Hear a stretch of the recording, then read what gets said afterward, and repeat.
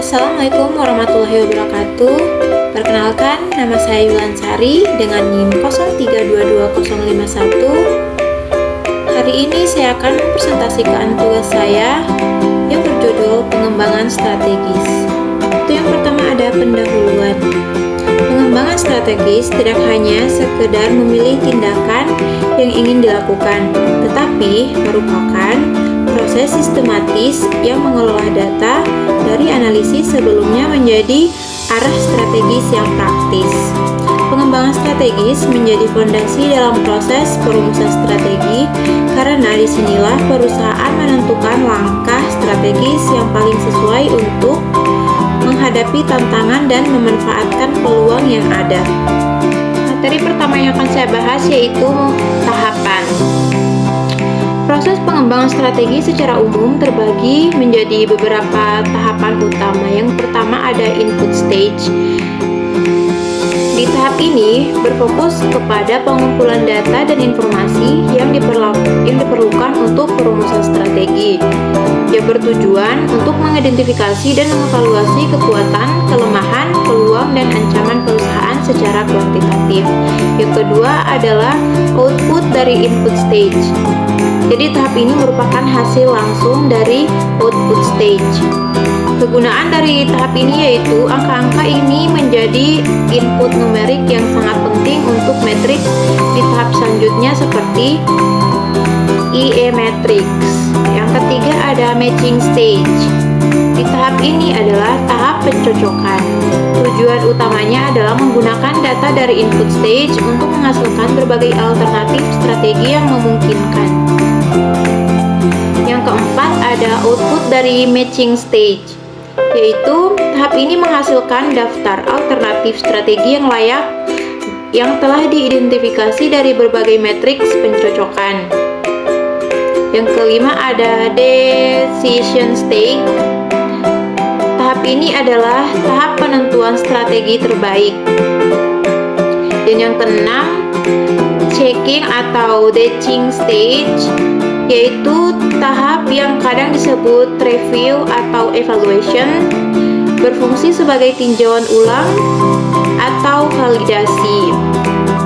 Tujuan dari tahap ini yaitu untuk memastikan bahwa strategi yang dijalankan didukung oleh data dan analisis yang tepat, meskipun tidak secara eksplisit dijelaskan.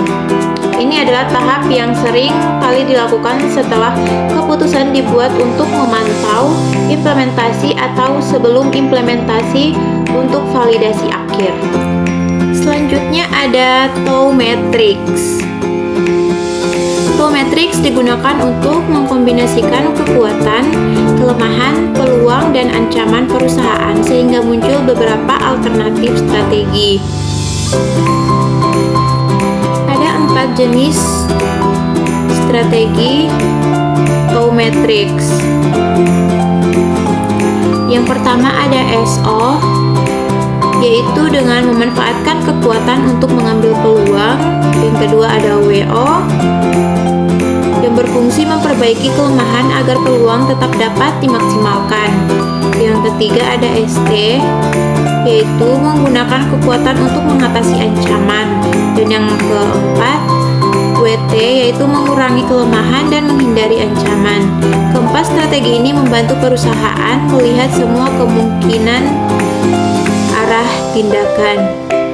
Contohnya, jika perusahaan memiliki kekuatan dalam pelayanan dan peluang berupa peningkatnya pasar, maka strategi SO yang dapat dilakukan adalah memperluas promosi atau meningkatkan layanan.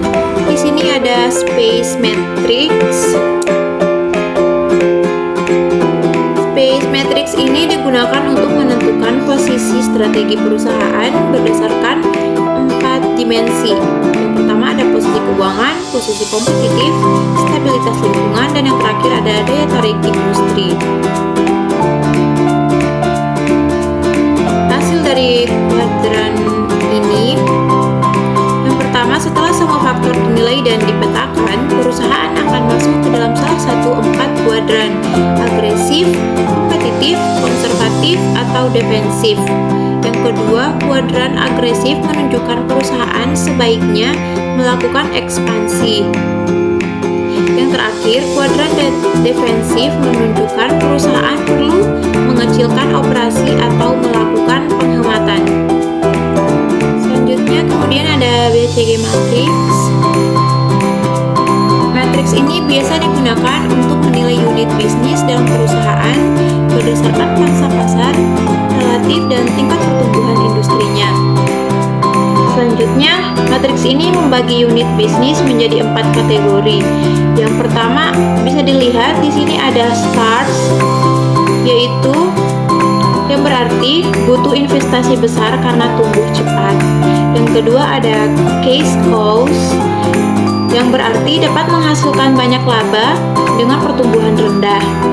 Ketiga ada question mark, yaitu berarti perlu diputuskan apakah dikembangkan atau tidak. Dan yang terakhir ada dogs, yang artinya bisa dipertimbangkan untuk dikurangi atau dilepas. Kemudian ada IE matrix. Matriks IE menggabungkan skor IFE dan EFE untuk menilai posisi unit bisnis. Terdapat 3 kelompok strategi dari matriks ini, yaitu yang pertama bisa dilihat ada grow and build, yang artinya untuk unit yang kuat dan potensial. Selanjutnya ada hold and maintain, yaitu untuk unit yang stabil. Terakhir ada harvest and divest, itu untuk unit yang lemah dan kurang menguntungkan. Tujuan dari penggunaan unit ini memvisualisasikan posisi strategis sebagai divisi perusahaan secara simultan, membantu alokasi sumber daya dengan lebih efektif ke divisi-divisi yang menjanjikan, dan yang terakhir merumuskan rekomendasi strategi tingkat korporasi seperti berinvestasi lebih banyak, mempertahankan status quo, atau menjual untuk setiap unit bisnis. Kemudian ada grand strategi matrix. Matriks ini membantu perusahaan menentukan strategi berdasarkan 2 faktor utama, yaitu kekuatan posisi kompetitif dan pertumbuhan pasar. Contoh dari strategi ini yaitu strategi yang dipilih dapat berupa penetrasi pasar, pengembangan pasar, diversifikasi, atau bahkan retrenchment tergantung posisi perusahaan dalam matriks. Bisa dilihat contoh dari kuadran-kuadran dari grand strategi matriks ini seperti yang ada pada gambar. Berikut adalah kesimpulan dari presentasi saya hari ini.